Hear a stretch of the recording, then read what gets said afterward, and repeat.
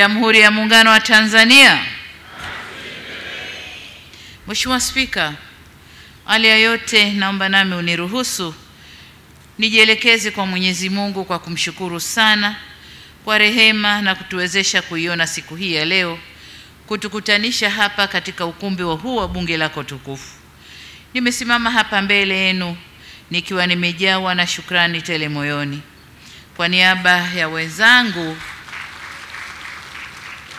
ya wenzangu katika utumishi wa umma, tunamshukuru Mungu kwa kuwa kazi inayofanyika inatambuliwa na kuthaminiwa na bunge hili adhimu. Wabunge mkiwa ni wawakilishi wa wananchi, ni kusema kwamba wananchi wa Jamhuri ya Muungano wa Tanzania wamethamini kazi inayofanywa na serikali yao. Na hii ni faraja kubwa sana kwetu. Kwangu binafsi, nimefarijika kuungana nanyi leo, kwani ni mara yangu ya pili kujumuika nanyi tangu nikabidhiwe dhamana ya uendeshaji wa nchi yetu. Nami nikiwa zao la bunge hili, bado nina kumbukumbu nzuri ya uwepo wangu ndani ya bunge. Nalikumbuka sana bunge la 2010 mpaka 2015 na lile la katiba la 2014, yalivyonilea, kuniongoza na kunipika vyema mpaka kufikia hatua hii nilio sasa. Nimefurahi sana kuwaona wakongwe wenzangu ndani ya bunge. Bado wapo wanasukuma usukani wa bunge na wanawalea vijana ndani ya bunge. Asanteni sana. Kwa mnasaba huo, nitoe shukrani nyingi kwako Mheshimiwa Spika kwa kunialika leo na kutayarisha jambo hili adhimu. Tuzo hii adhimu na ya kihistoria. Ninasikitika kwamba sina msamiati mzuri au mzuri zaidi wa kuonesha shukrani zangu za dhati kutoka moyoni kwangu kwako Mheshimiwa Spika, lakini kwa wabunge wa bunge hili la 12 kwa jambo hili kubwa mlilonifanyia. Naomba mpokee neno ninalolijua la kutoa shukrani, nalo ni asanteni sana.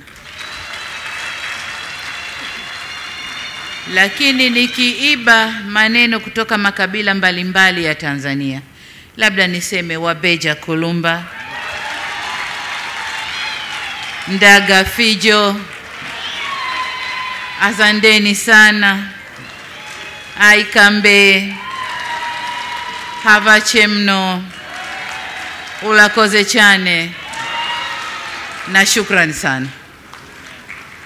Kwa walikwa wenzangu, asanteni kwa kujumuika nami kushuhudia tukio hili adhimu.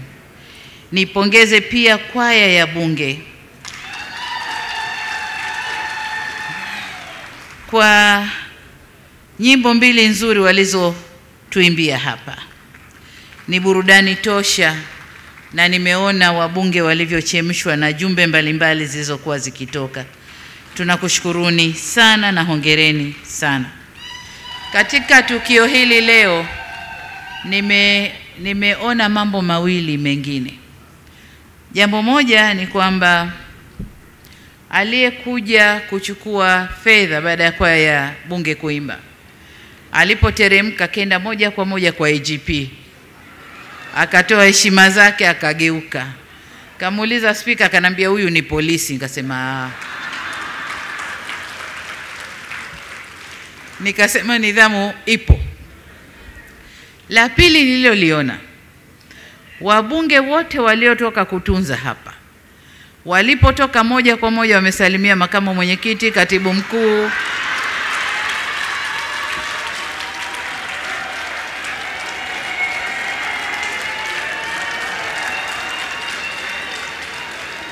wabunge oye. Lakini kuna muda nikaona msongamano huko pale, nikajua wanamsalimu Mama Mariam Mwinyi, kumbe kuna Mary Chatanda. Kwa hiyo viti maalum walikuwa wanasokotana pale kusalimia. Mimi niwaombee kila la kheri ndugu zangu. Mheshimiwa Spika, Kazi mnayoitambua leo haitokani na nguvu zangu, uhodari na maarifa ya peke yangu, bali inatokana na uwepo wa mipango mbalimbali ya maendeleo ya nchi yetu na vile vile ilani ya uchaguzi ya chama tawala, Chama cha Mapinduzi, ya mwaka 2020 hadi 2025. Maandiko hayo yanawasilisha matakwa ya maendeleo na ustawi wa wananchi wa Tanzania.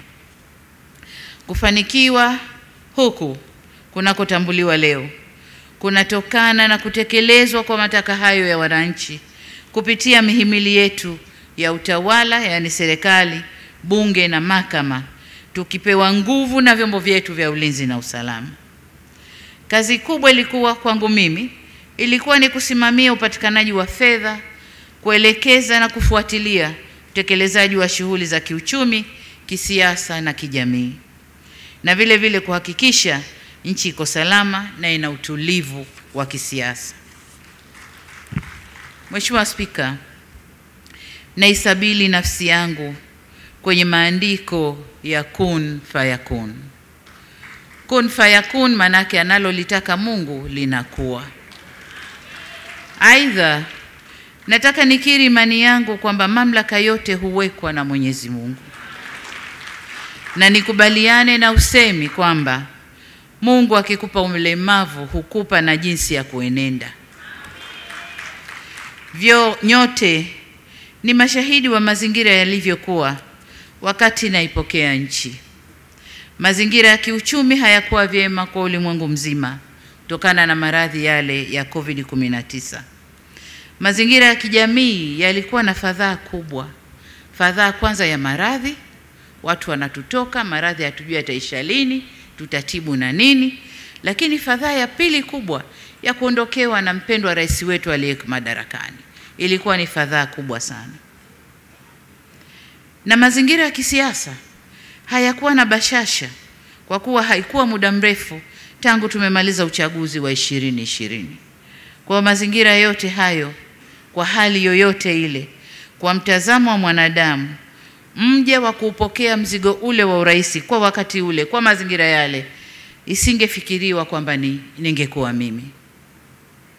Ila kwa ukuu wa katiba yetu ya Jamhuri ya Muungano wa Tanzania, hakukuwa na budi ila kukabidhi madaraka yale kwa aliyekuwa makamu wa rais. Ndugu zangu, mnaelewa minong'ono iliyokuwepo, mnaelewa shaka zilizokuwepo, lakini kama nilivyosema, Mungu akitaka linakuwa. Katika mazingira kama yale, jambo la kukimbilia ni kumhidi Mungu. Nilimwomba Mwenyezi Mungu anijalie busara na uvumilivu kama alivyomjalia Nabii Suleiman alayhi salam. Nilimwomba Mwenyezi Mungu aniongoze kama alivyoongoza manabii wake na waja wema walioyafanya mema kwa ajili ya dunia na kesho yao mbele ya Mungu. Alhamdulillah, maombi haya yalinipa nguvu na ujasiri wa kutoruhusu mazingira yaliyokuwepo yawe kikwazo kwenye utekelezaji wa majukumu niliyokabidhiwa. Namshukuru Mungu sana. Mheshimiwa Spika, nimesikiliza kwa umakini maelezo yako kabla ya kunikabidhi rasmi tuzo hii. Pia nimefuatilia kwa umakini mkubwa simulizi documentary na ushuhuda wa waheshimiwa wabunge kuhusu mafanikio ya safari yetu ya miaka 4, tukisema mpaka sasa na miezi 2 ya awamu hii ya 6 ya uongozi wa taifa letu na uwajibikaji wa pamoja. Inafurahisha sana kuwasikia wawakilishi wa wananchi mkitoa mrejesho na kuthibitisha kwamba kweli ndani ya kipindi hicho kazi kubwa imefanyika. Ninawashukuru kwa kutambua kwenu kwa sio tu tumeyaendeleza mema yaliyokuwepo katika awamu zilizopita, bali pia tumeweza kuboresha mema yaliyopo na kuleta mema mapya kwa ajili ya ustawi wa wananchi na taifa letu. Nawashukuru sana kwa kutambua kazi njema iliyofanywa na serikali yenu. Mheshimiwa Spika, Kama sote tunavyofahamu, kidole kimoja hakivunji chawa. Ni dhahiri kuwa yote yaliyoelezwa na ambayo wananchi wanaendelea kuyashuhudia kwenye maeneo yao yamechangiwa na utekelezaji wa majukumu ya kikatiba ya Bunge la Jamhuri ya Muungano wa Tanzania kwa mujibu wa ibara 63(2) ya katiba yetu ya Tanzania inayolitaka Bunge kusimamia na kuishauri serikali kwa niaba ya wananchi. Waheshimiwa wabunge, mmeendelea kuifanya kazi hiyo kwa umahiri ndani ya Bunge na nje ya Bunge, mkiwasemea wananchi mnaowawakilisha. Hivyo basi, sina budi kuwapongeza sana waheshimiwa wabunge kwa weledi, uzalendo na umakini mkubwa mliouonesha katika utekelezaji wa majukumu yenu. Kwanza, katika kutunga sheria kama ilivyoelekezwa katika ibara ya 64 ya katiba yetu. Lakini la pili, katika kujadili na kupitisha bajeti za serikali kwa mujibu wa ibara ya 137 ya katiba yetu. Tatu, katika kusimamia kwa ukaribu utekelezaji wa mpango wa serikali kupitia kamati zenu za kudumu za Bunge na kamati maalumu zilizoundwa kila mambo yanapotokea.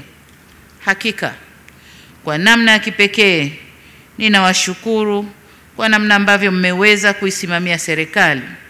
Nimeona mijadala yenu yenye hoja, mashiko na yenye kutanguliza maslahi kwa taifa na wananchi mbele.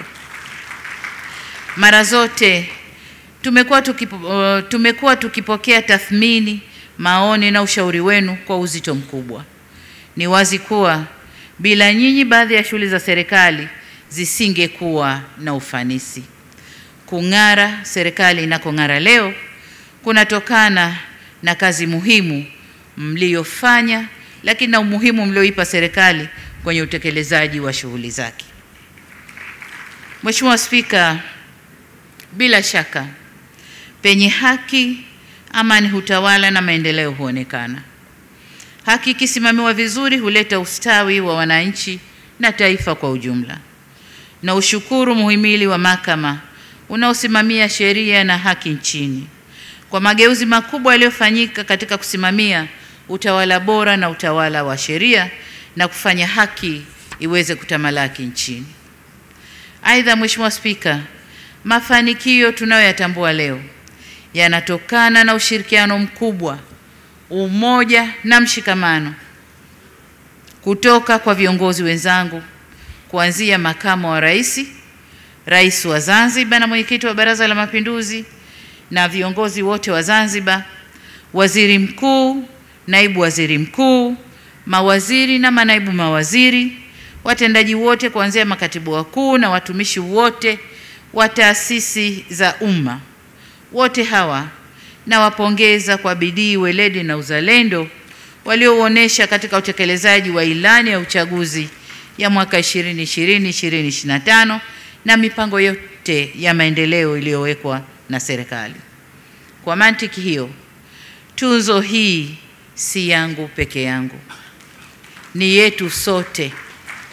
Nami naitabaruku tuzo hii kwenu wenzangu na wananchi ambao wametoa mchango mkubwa katika kulijenga taifa letu.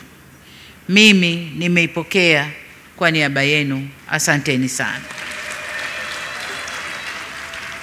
Mheshimiwa Spika, kwa kuwa nina wajibu wa kulihutubia bunge hili la 12 na kuagana nalo baada ya kumaliza muda wake mwishoni wa mwezi huu wa Juni, nitapata nafasi ya kutosha kusema mengi zaidi na kwa urefu kuhusu kutekelezwa kwa ahadi nilizozitoa ndani ya ukumbi wa bunge hili mwezi Aprili mwaka 2021.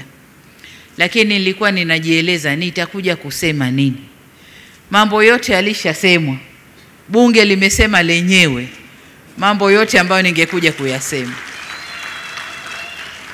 Lakini kwa sababu ni mkuu wa nchi na mwanasiasa, sitakosa la kusema. Nitakuja kusema nanyi mwisho wa mwezi huu na kuwashukuru kwa kazi kubwa mlioifanya. Tumuombe Mwenyezi Mungu atujalie afya njema na atufikishe salama. Mheshimiwa Spika, leo nimehemewa na uzito wa shukrani kwako Mheshimiwa Spika na kwa bunge letu tukufu. Ni wazi tuzo hii itakuwa alama na kumbukumbu nzuri ya kudumu katika kuitumikia nchi yangu. Nashukuru kwa mara nyingine tena. Nihitimishe kwa kurejea shukrani zangu za dhati kwako binafsi, Mheshimiwa Spika, na kwa wabunge wa bunge hili la 12 la Jamhuri ya Muungano wa Tanzania kwa heshima kubwa sana mlionipa. Nawatakia kila laheri katika ukamilishaji wa majukumu yenu, na Mwenyezi Mungu awashushie baraka zake katika chaguzi zinazotukabili mbele yetu. Mungu libariki bunge letu, Mungu ibariki Tanzania, na Mungu alibariki bara letu la Afrika. Asanteni sana kwa kunisikiliza.